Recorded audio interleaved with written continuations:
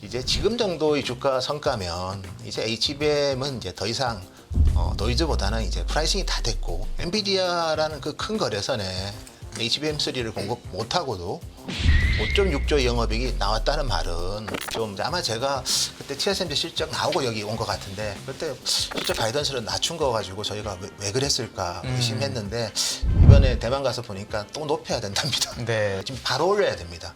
더 많이 올려야 돼요 지금. 노근창 현대차증권 리서치 센터장님이십니다. 어서 오세요. 네, 안녕하세요. 안녕하십니까. 네, 네. 반갑습니다. 네. 자, 오늘 반도체 이야기를 저희가 네. 주로 해보려고 하는데 네.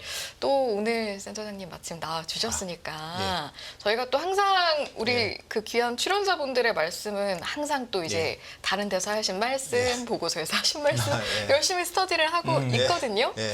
이제 이게 삼성전자 잠정 실적 2분기가 예, 이제 예. 5일에 발표니까 예. 오늘이 2일이에요. 예. 얼마 남지가 않았는데 의견 내신 거 보니까 그 예. 최근에 이전 그 기존 추정치 대비 10.8% 예, 예. 예. 이제 수치로 따지면 8.6조 원으로 예, 예. 변경을 하셨습니다. 예. 그렇게 변경하신 근거가 있을 거잖아요. 그거부터 듣고 저희 본격적으로 큰 거는 이야기할게요. 메모리 반도체 실적 전망이 좀 높였고요. 아, 그렇습니까? 네. 나머지 사업부는 저희가 크게 높인 건 없습니다. 예. 저희가 6월 10일경에 이제 대만 컴퓨텍스 다녀오고 나서 이제 산업 자료 쓰면서 이제 삼성전자 이제 어쨌든 그때 2분기 실적에 대한 프리뷰를 썼고요. 네. 근데 그때보다 뭐 다른 사업부가 크게 변하지는 않았고, 근데 그때보다는 이제 원 달러가 좀 더 약세를 보인 것 같아요. 저희 하우스 기존 뷰보다. 두 번째는 이제 메모리 어쨌든 가격이 좀 더 우호적으로 오르면서 네. 네. 또 재고 자산이 삼성이 타사보다는 좀 더 있거든요. 이게 이제 가격 오를 때는 이게 평가 이익이 더 네. 증가하는 요인이 됩니다. 그래서 뭐 하이닉스 실적도 좋은 실적이 내겠지만 삼성전자 메모리도 그게 그 이상의 아마 실적을 낼 수 있지 않을까 그렇게 추정이 좀 되어서 네. 메모리 부분 실적 전망을 좀 높였고요. 뭐 다른 내용보다도 제가 오늘 하이라이트했던 게 저도 이제 삼성전자 전에 방송 나와서도 엔비디아 HBM 뭐 3E 가지고 저희가 되게 우려를 했지 않습니까? 네. 네. 이게 해결이 안 되면 아무리 실적이 좋아도 주가가 힘들다 제가 말씀드렸고 뭐 실제로 뭐 주가 퍼포먼스도 HBM 매출액이 한 1억 불밖에 안 되는 지난 네. 분기에 마이크론 주가가 지금 급등해서 하이닉스보다 시가총이 높은 네. 상황입니다. 근데 삼성전자는 마이크론보다 HBM 매출이 훨씬 많거든요. 그렇죠. 근데 주가는 뭐 가지도 못하고 그래서 이제 지금 정도의 주가 성과면 이제 HBM은 이제 더 이상 노이즈보다는 이제 프라이싱이 다 됐고 근데 엔비디아라는 그 큰 거래선에 HBM3를 공급 못하고도 5.6조 영업이익이 나왔다는 말은 반도체에서. 예, 뭐 네. 그러니까 메모리 반도체에서 메모리 반도체에서. DS 전체는 아마 그래서 좀 그렇지는 적자는 적자가 않겠다, 뭐 그래서. 네. 파운드나 이쪽 났을 네. 거고 그래서 메모리에서 엔비디아랑 큰 고객에게 납품을 안 하고도 하이닉스보다 많은 이익을 냈다면 이제부터 HBM은 제가 봤을 때는 노이즈보다는 플러스 알파로 보는 어떻게 보면 그 접근법이 좀 변화가 필요하다. 가장 큰 이유는 네. 주가가 너무 언더했기 때문에. 오른 게 아니 없죠. 저는 예. 그래서 그 플러스 알파로 접근하는 전략이 좀 유효할 것이다라는 예. 말씀을 하시길래 예. 이게 좀 궁금한 거예요. 예. 그 말씀하신 플러스 알파에서 그 알파 값을 뭐라고 생각하고 계실까? 저는 HBM이 들어가면 그 실적에 네. 더 추가가 될 거고요. 그다음에 이제 HBM의 이제 가장 큰 특징이 이제 웨이퍼 캐파를 많이 잡아먹습니다. 뭐 일반 디램의 한 3배를 잡아먹는데 지금 하이닉스도 그렇고 마이크론도 그렇고 작년에 설비 투자를 뭐 50%씩 줄이고 그랬습니다.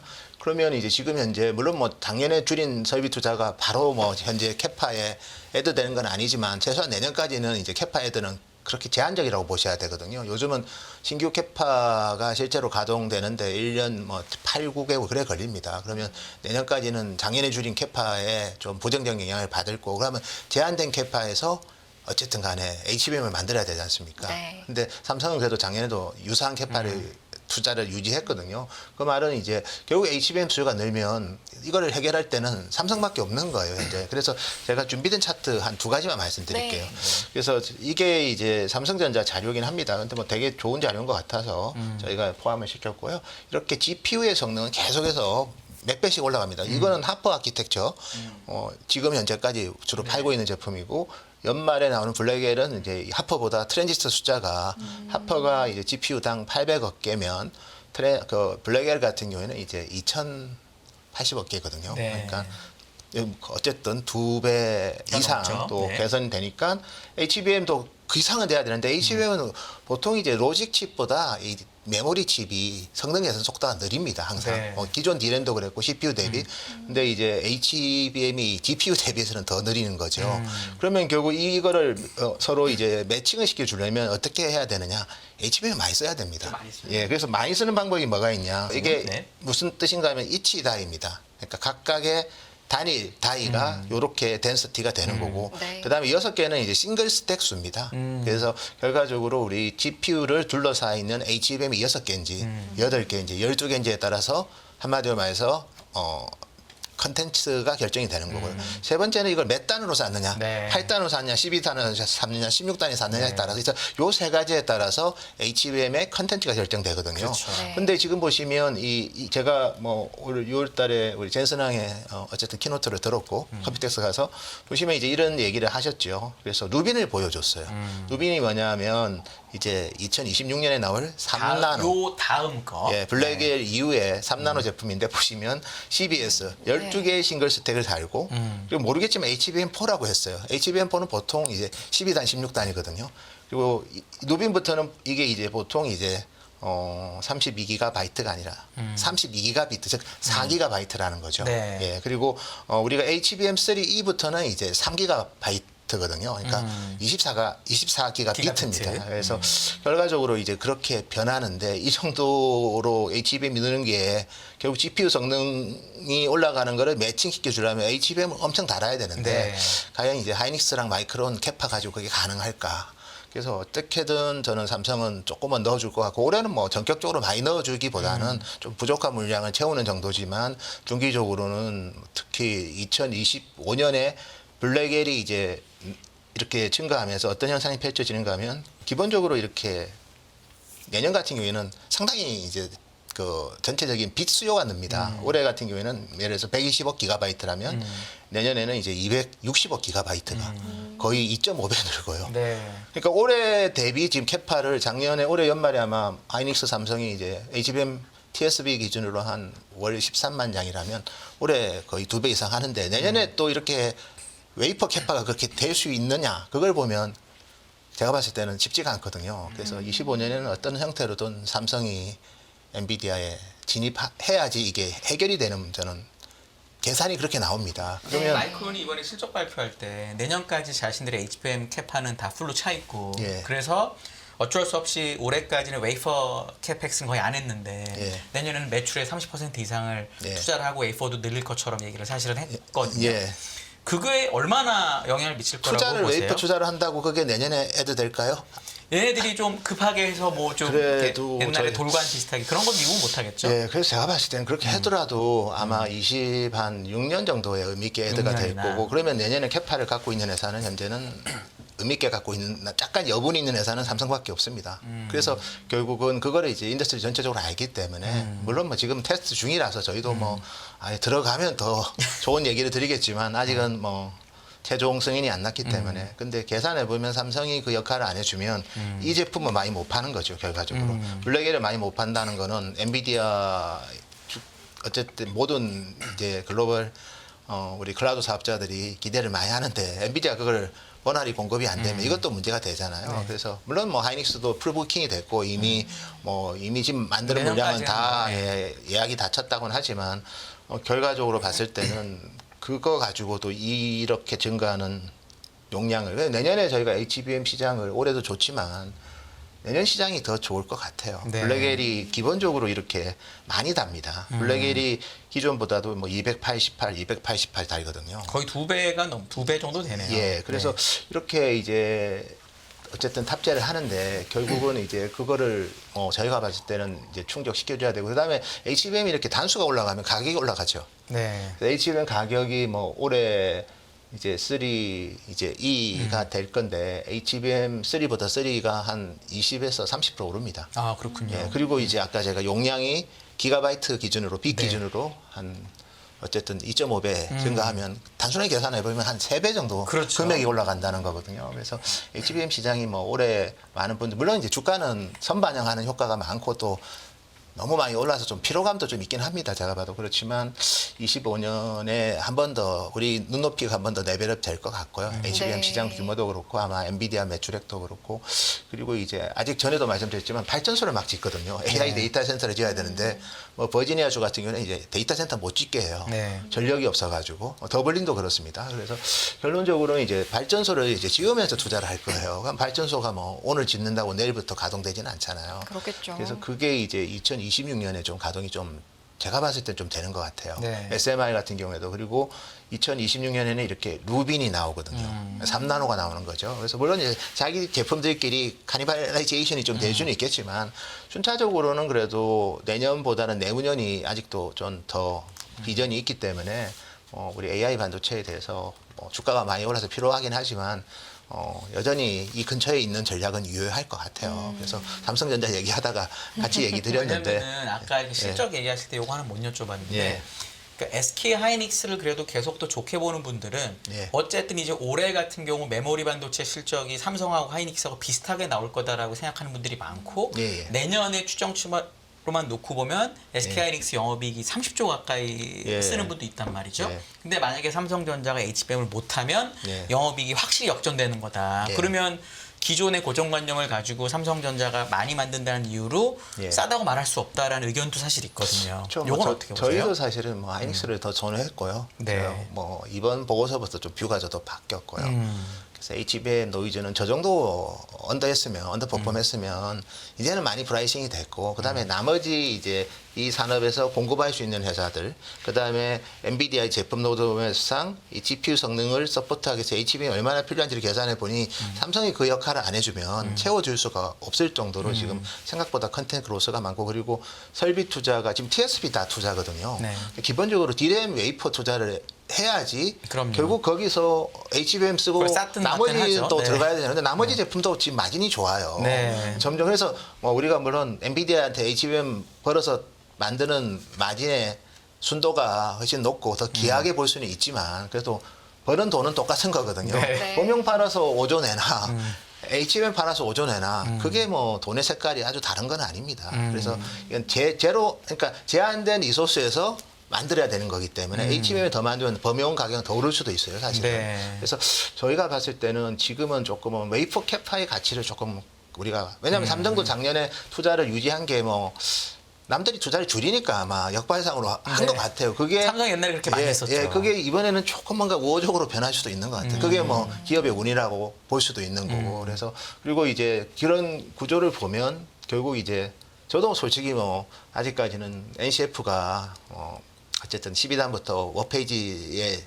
강점이 있어서 우리 MR머프보다 경쟁력이 있다는 얘기는 저도 신뢰하지는 않습니다. 삼성이 주장하는 바죠. 예, 그게. 그거는 네. 지나서 검증하는 거고 제가 그쪽 엔지니어도 아니고 그런 네. 얘기를 하는 거는 좀 성급한 것 같고 그렇지만 어쨌든 그림상 엔비디아 입장에서도 이렇게 블랙엘을 만들 때 H200을 안 만든다. 그건 아니에요. 또 네. H200도 만든다는 거죠. 그렇죠. 그리고 이제 블랙엘도 보면 이번에 우리가 제품들이 여러 개가 있는데 72라는 제품이 있어요. 그래서 그 말은 이제 엔비디아가 렉 비즈니스를 하는 거죠. 즉 GPU 72개를 넣고 그레이스 CPU 36개를 넣어가지고 렉 형태로 이제 퍼블릭 클라우드 사업자한테 제안을 했어요. 뭐 언론에 나온 내용이니까 제가 뭐 검증은 못했지만 마이크로소프트가 GPU만 줘. 네. 우리가 왜 렉으로 사냐. 우리 마이크로소프트 지금 보면 자체 커스텀 CPU를 이번에 출시를 했거든요. 그러니까 자기 CPU도 있고 그리고 요즘 마이크로소프트가 또 좀 좋게 협업하는 AMD도 있습니다. 네. AMD의 또 5세대 에픽도 CPU도 나왔기 때문에 그리고 가속기는 뭐 AMD의 MI 뭐 300X를 쓰고 네. 그런 식으로 해도 되는데 왜 너가 CPU까지 끼워 팔고 그것도 그냥 파는 게 아니라 넥 단위로 파냐. 비싸게. 그래서 되게 이제 좀 서로 갈등이 있었고요. 뭐 근데 그런 부분까지도 실적 추정에 반영하는 분들도 있었던 것 같아요. 엔비디아 네. 애널리스트 중에. 근데 그거는 약간 부러지잖아요. 근데 어쨌든 그렇지만 또 그런 걸 또 달라는 데도 있다는 거예요. 네. 어떤 데냐? 통신사들. 네. 그다음에 이제 일반 기업들 이런 기업들은 사실 그 솔루션도 좋다. 뭐 그냥 엔비디아가 이렇게 알아서 뭐 솔루션으로 주면 서버 솔루션으로 주면 뭐 훨씬 더 전력 사용 효율성도 제고되고 뭔가 이제 원스톱 서비스가 된다. 이제 그런 제품에는 사실 마이크로소프트랑 연관이 없잖아요. 그런 그렇죠. 제품. 그런 제품에는 사실 필름 타입으로 넣어서 어느 정도 왜냐면 그렇게 클라우드 사업자보다는 처리하는 아마 데이터 트래픽이 적을 거예요. 그렇죠. 예, 그러면 그런 쪽은 사실 이렇게 마이크론도 지금 H200에 넣는다고 했지 블랙엘에 넣는다는 얘기 한 적은 없거든요. 그래서 저는 그 정도의 누문이 있을 거라고 봅니다. 예, 그래서 그렇게 들어가고 그리고 마이크론이랑 경쟁을 좀 했다가 어느 시점에는 이제 누빈에 들어가느냐 저는 이게 중요한 것 같아요. 누빈부터는 HBM4입니다. HBM4는 사실은 16단부터는 뭐 하이브리드 본딩이 될 수도 있고 네. 아니면 뭐 이렇게 제가 이게 자꾸 32기가비트라 했는데 네. 30기가비트가 되면 예. 칩을 좀 적게 쌓아도 같은 용량이 될 수가 있어요. 네, 네. 그렇게 되면 이때도 여전히 이제 우리 마이크로 범프가 들어갈 수도 있겠죠. 그래서 그 타이밍이 중요한 것 같아요. 근데 바로 이거로 가기보다는 삼성이랑 좀 비즈니스를 하면서 또 HBM2E는 또 삼성이랑 엔비디아가 많이 했어요. 그렇죠. 예, 그래서 손은, 3D에서 이제 좀 해서 헤매서 그런 거고. 네네. 그래서 HBM4로 가는 약간 브릿지 역할 차원에서 HBM3와 또 삼성이 또 GDDR을 잘합니다. 그래서 GDDR 제품이 또 엔비디아의 추론 칩에 많이 들어가거든요. 네. 그러니까 삼성 GDDR7은 또 되게 성능이 좋아요, 삼성이. 그래서 삼성을 배제하고 엔비디아도 GPU 비즈니스를 좀 하기는 힘들기 때문에 네. 저는 또 캐파상 좀 그림이 좀 나와서 저희는 좀 그러면 이제 HBM 들어갈 것 같고 다만 이제 마켓시어는 적을 수는 있어요 하이닉스보다 그거는 뭐 지나봐야 아는 거지만 그렇지만 이제 그게 들어가면 이제 삼성이 이번에 나온 이익에다가 플러스 알파가 되는 거죠. 그렇겠죠. 예. 아직까지는 뭐 풀캐파로 디램이 다 도는 건 아니기 때문에 네. 그래서 그렇게 본다면 플러스 알파로 본다면 이제는 저 정도로 주가가 차이가 나고 마이크론 시가총이 하이닉스보다 높은 수준까지 이 정도로 약간 HBM H만 들어가도 엔비디아 M만 들어가도 주가가 그 정도 갔다면 지금은 조금은 차갑게 이성을 갖고 조금 더 약간은 이 정도 주가라면 뭐 다른 면을 봐도 되지 않나 네. 그렇게 봐서 제가 좀 내용으로 리포팅을 그렇게 했습니다. 네. 알겠습니다. 이제 맥락별로 저희가 정리를 해본다라고 했을 때 또 다음 단에서 준비해 오신 내용이 메모리 반도체가 파운드리보다 좋은 이유인데 예. 이걸 네 가지 정도로 또 예. 분류를 하신 것 같더라고요. 한번 예. 들어보겠습니다. 예. 그래서 지금 저희가 이번에 컴퓨텍스 가서 이제 대만 또 파운드리 회사들을 좀 많이 만났어요. 뭐 만나보니까 TSMC 빼고는 다 안 좋은 거예요. 안 좋은 게 일단 지금 현재 AI 서버만 좋습니다. 그러니까요. 일반 서버, 스마트폰, 노트북 다 낮은 한 자릿수 성장해요. 다행스러운 거는 작년에는 그 세 품목이 다 마이너스 성장을 좀 성장. 심하게 했거든요. 근데 올해는 그렇지는 않고 그냥 소폭 플러스 성장하는 거는 그나마 좋으니까 글로벌하게 이제 파운드리, 로직 파운드리 회사들이 이제 올해 실적이 감소보다는 유지 정도가 많고요. TSMC만 그냥 20% 이상 성장할 것 같아요. AI 반도체 때문에. 근데 그래서 파운드리보다 메모리는 상당히 상황이 좋죠. 메모리는 2022년보다 올해가 좋을 것 같고요. 디램 시장은 올해 하반기부터는 이제 240억 불 수준으로 넘어갈 것 같고 낸드 같은 경우에도 한 160억 불은 가볍게 넘길 것 같아요. 그러면 21년을 살짝 넘길 수 있냐 도전. 2018년 레벨은 아니고요. 네. 그래서 메모리가 왜 좋을까? 로직 바운드리는 뭐 10% 초반 성장하는데 저희는 왜 메모리 쪽은 왜 70% 성장할까? 그게 이제 현재 나오는 숫자고요. 네. 그럼 이렇게 나오는 배경이 뭘까를 고민해 보면 가장 큰 게 HBM이 엄청나게 비중이 올라가서 전체 D램 비트의 올해는 한 뭐 5% 정도 될 것 같아요. 내년에는 이제 한 10% 정도 돼서 전체 D램 시장의 한 30%, 올해는 한 20% 초반. 그러면 이제 이게 이제 단순하게 시어만 가져가는 게 아니라 캐파도 잡아먹거든요. 네. 왜냐면 이게 또 수율이 안 좋으니까 그만큼 더 많이 잡아먹을 거 아닙니까? 그래서 기본적으로 HBM이 일반 디램보다 웨이퍼 캐파를 3배 더 잡아먹습니다. 이 친구가 그냥 기본적인 공급을 많이 좀 제한시켜 버립니다. 그러다 보니까 범용이 수요는 나빠도 공급은 타이트해지는 거고요.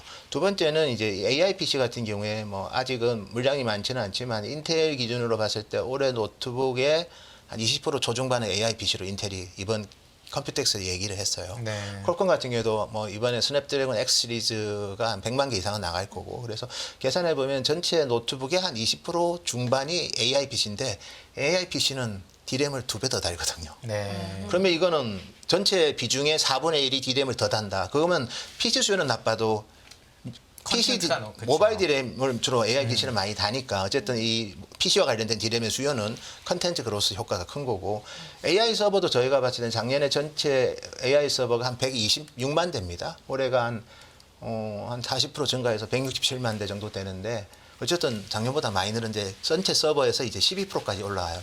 AI 서버가 서버 디램을 2배 더 달거든요. 최소 1테라 이상 달거든요. 그래서 이런 제품들이 있다는 거죠. 그래서 컨텐츠의 증가가 메모리는 범용 로직 파운드리랑은 좀 다르고 지지는 뭐 이제 좀 네. 효과는 간 것 같고 네. 지나간 것 같고 그다음에 이분입니다. 이분이 될 가능성도 있어요, 사실은. 네. 그리고 네. 이분 때문에 중국 기업들이 겁을 먹고 있어요. 그러니까 대만에 보면 최근에 이제 디램 현물 가격이 별로 안 좋아요. 오르지는 못하고 있습니다. 이 정도 좋은데 왜 안 오르느냐?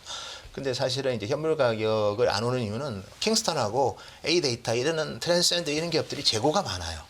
재고가 많은 이유는 자기들은 메모리 가격이 오를 줄 알고 많이 쌓아놓은 거죠. 그러면 그걸 누구한테 팔아야 됩니다. 근데 누구한테 팔 때가 당장 고민하고 있는 찰나였죠. 그러니까 재고가 많으니까 축적은 안 할 거니까 현물 가격이 빠지는 겁니다. 근데 팔 때가 생겼어요. 이분이 부각되다 보니까 이제 중국의 스마트폰, PC 그리고 서버 회사들이 그 글로벌 모듈 하우스로의 재고를 달라고 하고 있습니다. 그러면 자연스럽게 이제 그런 부분들도 좀 모듈 하우스, 칩 회사들은 재고가 별로 없습니다. 현재는 뭐 하이닉스, 마이크론 재고 계속 줄고 있고요. 근데 유통상인 모듈 하우스가 재고가 좀 있거든요. 근데 그 재고가 중국으로 좀 넘어갈 것 같아요. 네. 트럼프 이분 때문에.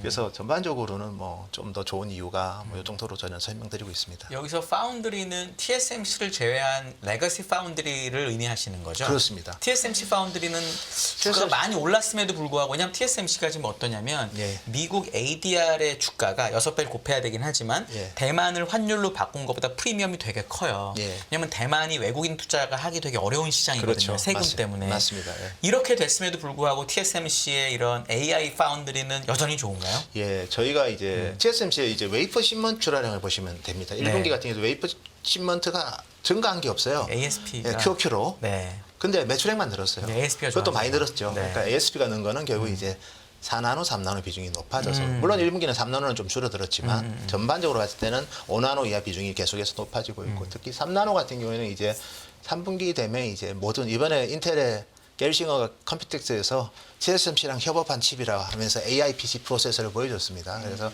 3나노 제품은 이제 TSMC에서 만들고 그리고 뭐 퀄컴의 뭐 3나노 스냅드래곤 HM4랑 그다음에 미디어텍의 디멘시티 9400 시리즈 그리고 애플의 또 이번 아이폰은 전부 다 네. 3나노가 달고 그리고 M4 칩 같은 경우에 그래서 PC 스마트폰 모두 3나노가 다 이제 TSMC의 웨이퍼 할당이 되면서 아마 TSMC의 3나노 가동률은 3분기 되면 뭐 90% 중반까지 갈 수도 있을 것 같아요.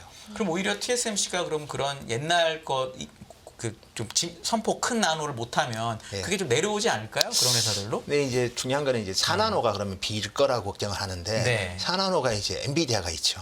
네. 블랙엘부터는 이제 공정이 4나노지만 기존에 우리 하퍼에 들어갔던 M4라는 노드 4보다 좀 더 성능이 개선된 노드 4P가 M4P가 적용이 되고 두 번째는 블랙엘은 특히 GB200이라는 칩 제가 자료에 있나? 네. GB200은 여기 안 넣었구나.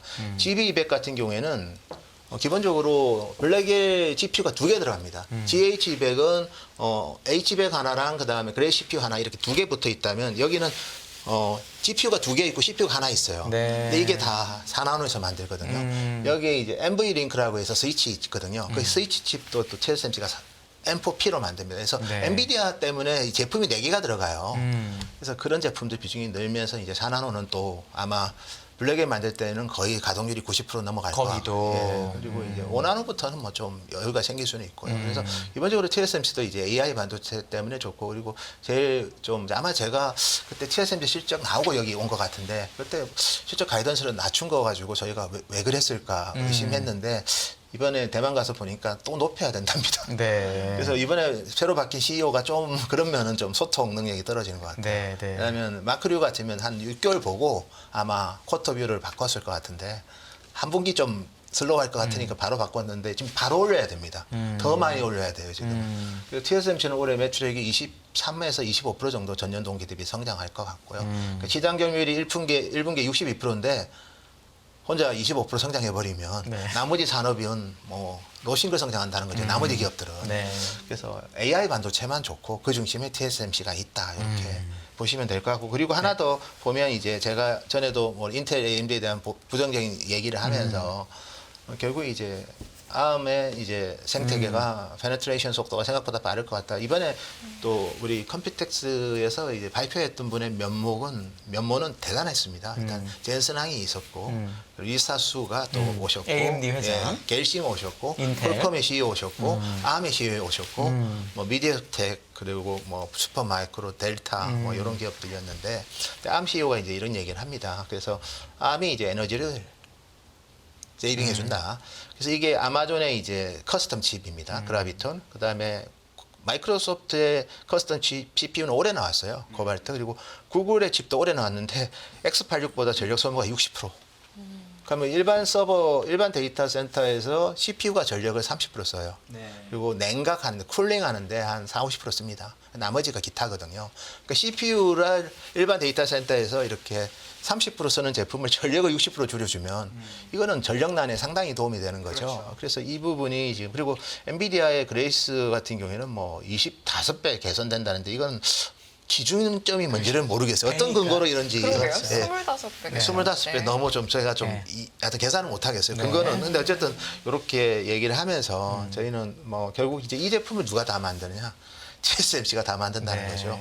그래서 커스텀 칩 시장에 대해서 미디어텍이 이제 올해부터 이제 구글에 이 시장에 들어왔는데 그러면서 이제 커스텀 시장을 이제 가이던스를 줍니다. 그래서 커스텀 CPU 시장은 뭐 2028년에 한 50억 불 정도 뭐 좀 성장하긴 하지만 근데 가속기 시장은 400억 불. 이 400억 불의 의미가 작년에 엔비디아 매출액이랑 육박해요. 네. 그래서 뭐 작년에는 이제 61억 불이었고 엔비디아의 작년에 데이터 센터 GPU가 475억 불이었죠. 근데 올해 지금 엔비디아 지금 트렌드로 매출이 계속 늘면 아마 올해 한 1,000억 불 할 것 같아요. 그렇죠. 데이터 센터 GPU는. 그럼 2028년에는 뭐 상당한 레벨이 될 것 같고. 그래서 이게 같이 커가고 있거든요. 그 말은 이제 이게 잠시 가면서 커스텀 엑셀러레이터를 쓰면 엔비디아 GPU를 안 써야 되는데 지금은 같이 늘고 있어요. 네. 그 말은 커스텀한 비즈니스를 위해서 자기 가속기도 쓰지만 또 기본적으로 엔비디아 GPU는 깔고 간다는 거죠. 그래서 결국 이제 이런 부분들의 제품을 누가 또 다 만드느냐.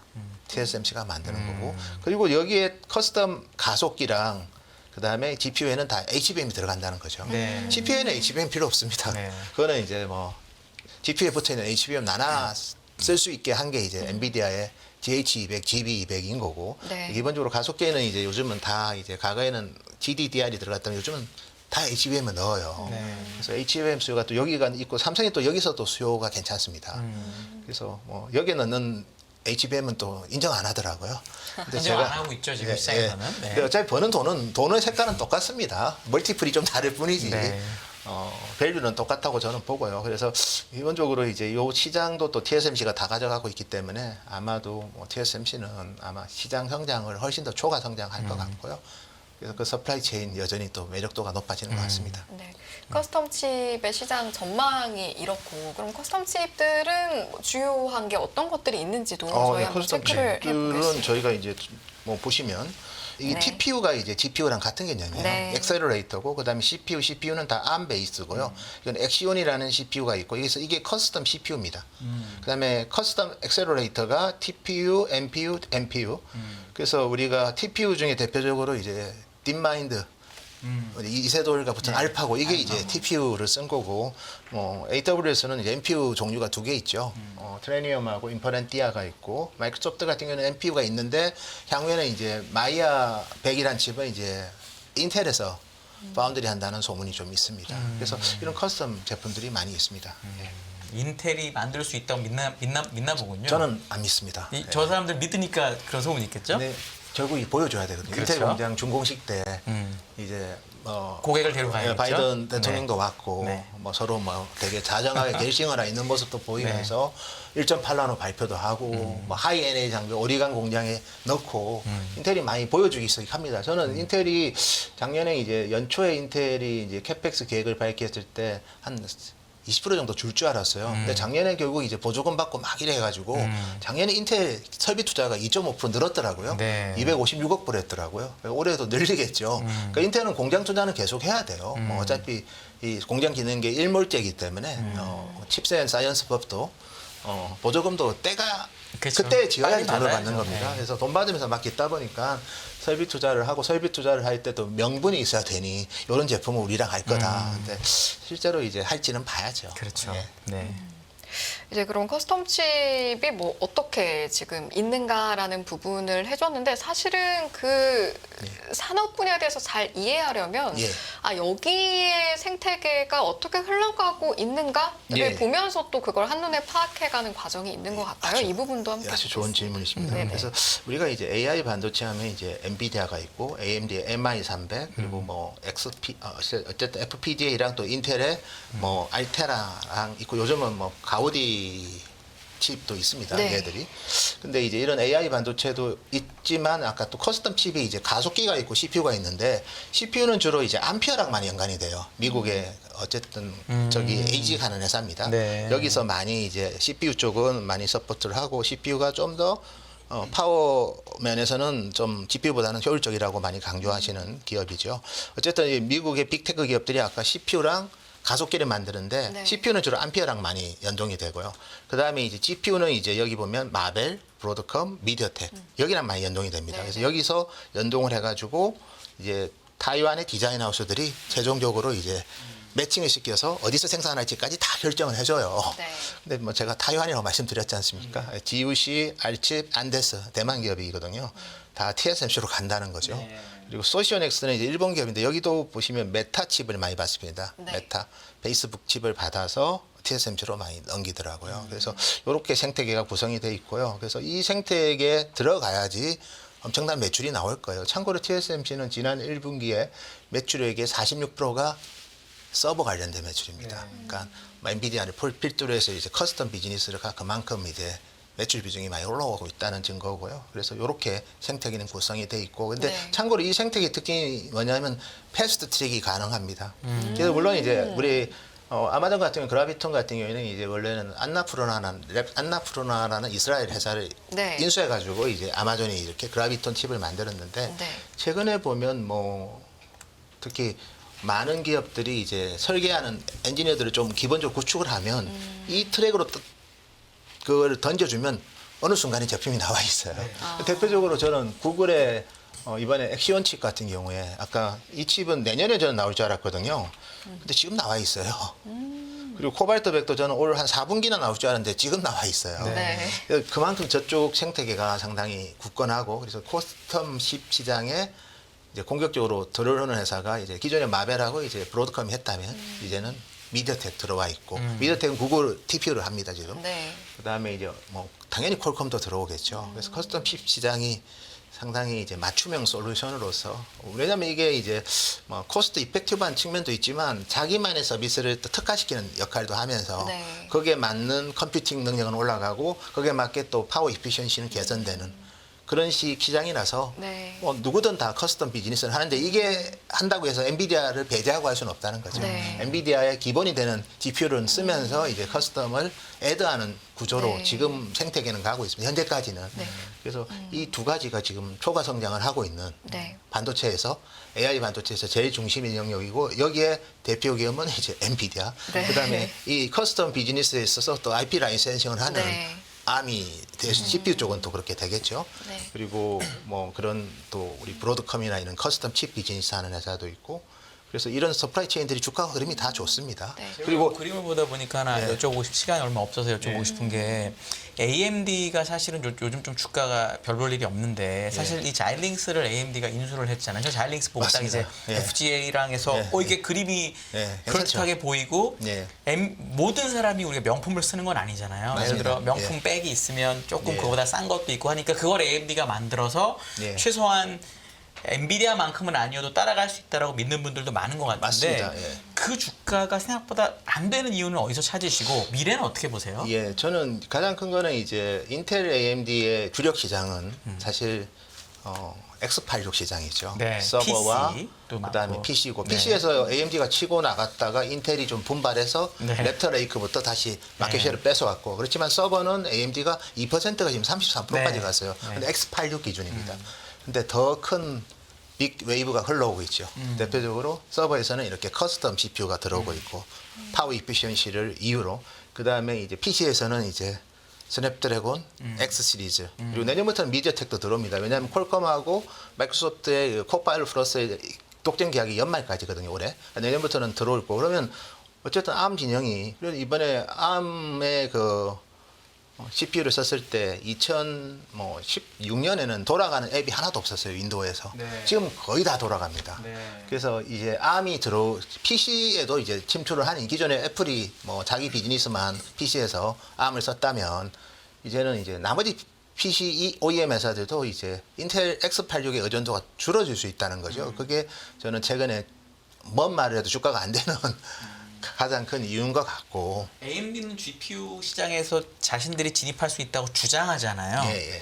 근데 여전히 뭐 점유율은 너무 낮고 그다음에 뭐 예. 비싼 건 당연히 못 만들고 그렇죠. 여기서 점유율을 조금 더 가져가면서 주가가 될 수 있거나 이럴 수 있는 가능성 혹시 없을까요? 저는 그런 것 같습니다. 이제 AI 데이터 센터에서 투 옵션을 아마 쓸 수는 있지만 기본적으로 저는 엔비디아는 깔고 갈 것 같아요. 네. 어차피 메인이 되는 GPU와 관련된 우리 어쨌든 GPU는 엔비디아 거를 쓰고 그다음에 뭐 약간 엔비디아를 약간 대체하고 싶은 일부 뭐 마이크로소프트 같은 있을 수 경우에는 있죠. MI300 같은 거 쓰면서 또 TSM, AMD 거. 또 AMD의 어떤 MI300도 쓰고 그다음에 서버 CPU는 또 마이크로소프트가 AMD 걸 많이 좋아했어요. 네. 마이크로소프트, 오라클 뭐 어쨌든 뭐 텐센트 이런 기업들은 AMD 거를 좋아했습니다. 에픽 5, 뭐 에픽 서버 CPU를 좋아했고 그래서 뭐 요 상태에서 이제 일부 MI를 쓸 수도 있지만 또 자기들이 또 그런 거는 자체 또 그건 자체 가속기를 대체할 또 수 쓰거든요. 있다. 그래서 저는 그 조합이 엔비디아를 배제하고 가지는 않을 거고 데이터 센터에서 뭐 데이터 센터 특정 AI 데이터 센터의 뭐 처리 능력이 한 80%는 엔비디아에 의존하고 20% 가지고 이제 자기 솔루션을 쓰느냐 AMD 솔루션을 쓰냐 그거를 저울질하는데 이제 걔들이 아예 이제 가속기 비즈니스를 안 하거나 아까 커스텀 가속기 시장에 관심이 없거나 뭐 커스텀 CPU 자체를 안 하면 이제 AMD를 통해서 인텔도 견제하고 엔비디아도 견제하지만 자기들이 다 한다는 거죠. 네. 커스텀 CPU, 커스텀 가속기를 다 하기 때문에 뭐 당연히 들어가는 정도인데 이게 정말 규모의 경제가 나와서 ROI 관점에서 AMD에 도움이 될까? 그 정도의 고생과 리소스를 쏟았는데 겨우 그거밖에 안 써 좀 해버리면 그리고 이게 적은 물량을 쓰니까 모아서 규모를 키우면 이게 사실은 ROI가 안 나올 수도 이익이 있어요. 안 나죠. 예, 그래서 저는 이제 항상 이제 스케일이 클 때 극대화가 되고 스케일이 작을 때 인테그레이션해서 이익을 극대화하기에는 좀 그 각각의 칼라들이 고객들이 좀 달라서 네. 최적화하는 데 드는 코스트도 상당히 적지는 않을 것 같습니다. 알겠습니다. 저희 이제 1부 마칠 시간 한 5분 정도 네. 남겨두고 있는데 네. 이제 좀 세부적이고 전문적인 부분의 이야기는 또 이제 센 소장님 오셨으니까 저희가 열심히 네. 여쭤본 것 같아요. 네. 그래서 사실은 상반기가 지나고 지금 하반기 들어서 7월 하고 장 열리고 지금 예. 화요일이니까요. 예. 둘째 예. 날입니다. 예. 그래서 다들 하반기에는 좀 투자 전략 어떻게 세워야 할까 고민이 많으실 텐데 그럼 지금 말씀해주신 부분을 뭐 종합했을 때 사실 범위를 넓게 잡아서 여쭤보는 게 사실 어려운 이야기지만 예. 반도체 섹터에 관심을 가진 우리 애청자분들, 시청자분들께서는 하반기의 투자 전략은 이렇게 하면 유효하시겠다에 대해서 좋은 말씀 주실 수 있는 내용이 예. 있을까요? 저는 뭐 엔비디아가 주도하는 이 AI 어쨌든 변화가 뭐 올해 내에 끝나는 그림은 아니고 물론 25년 실적이 좋다고 엔비디아 주가가 내년에도 세게 간다는 의미는 아닙니다. 그렇죠. 그렇지만 이제 이 제품을 보더라도 HBM이 이 정도로 다니면 GPU는 얼마나 비싸게 팔까요? 네.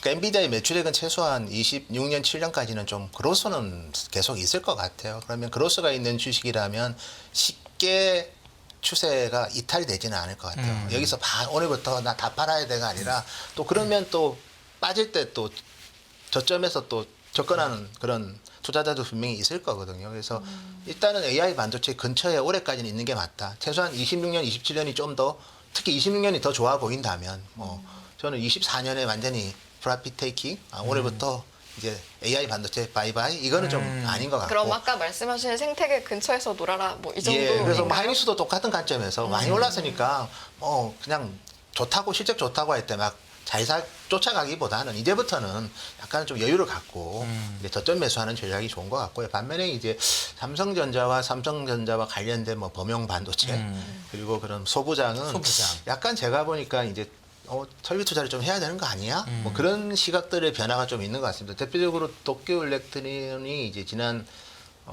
걔들 기준으로는 이제 피스컬 이어가 3월에 끝나니까 5월달 이제 전망한 걸 보니까 24년에 이제 설비 투자를 이제 한 작년보다 글로벌 반도체 전공정 장비가 한 5% 늡니다. 그리고 내년부터는 이제 두 자릿수 증가를 봐요. 내년에 이제 낸드 투자도 좀 하는 걸로 잡아놨어요, 사실은.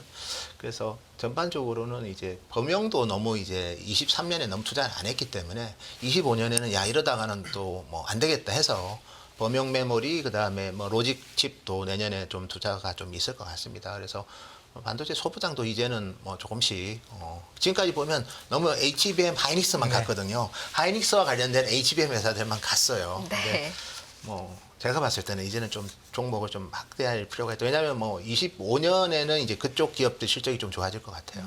지금 당장 감산하는 회사 없거든요, 이제. 네. 그러니까 소재 회사들 좋아지는 거죠. 네. 낸드 회사 중에서 감산하는 회사는 없습니다. 그리고 DRAM 쪽은 아직 범용은 가동률이 뭐 100% 같다고 볼 수는 없는 거고 그렇지만 이제 점점점 가동률 올라갈 거고 내년부터는 이제 설비 투자 발주도 좀 늘 것 같고 그리고 마이크론 같은 경우에도 이제 이번 회계연도 이제 가을부터 걔들 회계연도가 바뀌니까 네. 설비 투자 늘리겠다고 이번에 또 컨콜 때 얘기했지 많이 않습니까? 늘리겠다고 예, 얘기했죠. 그래서 전반적으로는 그 우리 반도체 소부장 시장에도 온기가 오고 있다. 그래서 약간 반도체 내에서 지금 AI가 안 붙으면 주가가 반대로 갔어요. 뭐 삼성전자만 그렇게 간 게 아니라 그렇죠. 대만의 디램 회사들 다 안 갔습니다. 네.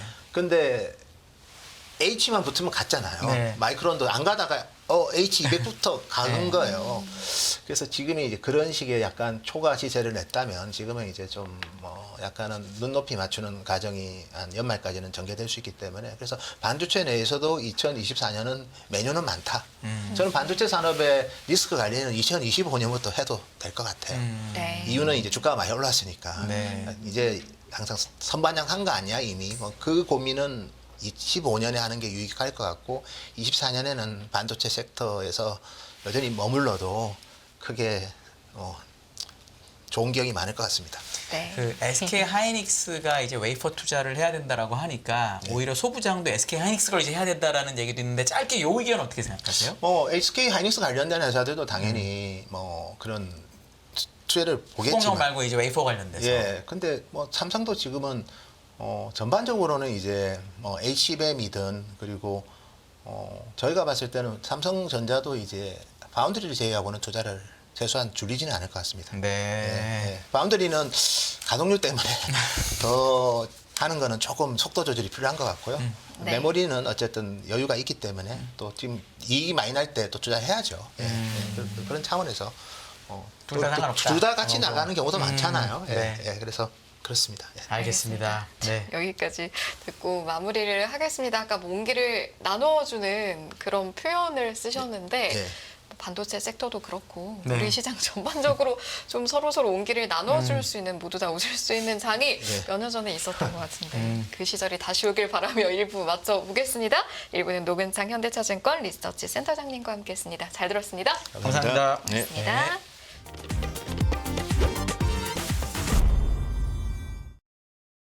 안녕하세요. 유승입니다. 더 많은 영상을 보고 싶으신 분들은 화면 오른쪽에 있는 구독 버튼을 눌러주시기 바랍니다. 그리고 영상을 보시면서 좋아요는 필수인 거 아시죠? 항상 인포맥스 라이브를 사랑해 주셔서 감사합니다.